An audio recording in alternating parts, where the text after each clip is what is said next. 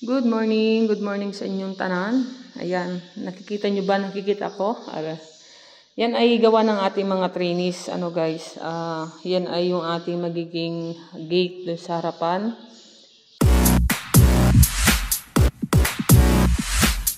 At remembrance na rin nila, no? At yan ay pinagsama-samang lakas ng ating mga welders, ng NC2.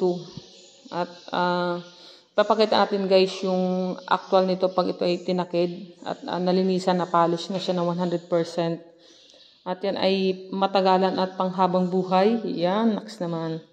Pinagsamang lakas ng ating mga estudyante.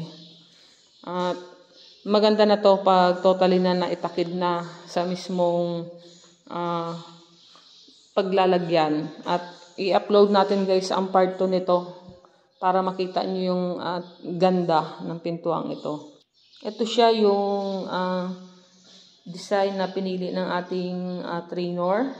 Siya nagpili ng design. Kaya abangan natin guys ang part 2 nito sa pagtatakid. At ang gumawa nito ay 4 na grupo. Dinivide sila sa 4. At kasi sila ay 25 na trainees, student, Kaya pinagsama-samang lakas nila yan dyan. Abangan natin guys ang part 2 ng pagtatakid nila.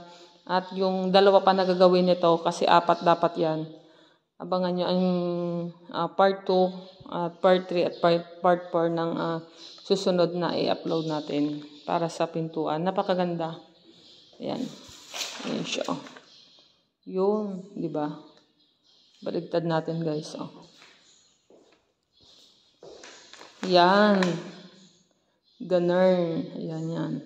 Ayan siya. Abangan natin ang part 2 sa pag-upload natin. Yun lang guys, at magandang umaga sa inyo lahat. God bless po sa inyo lahat at magandang buhay.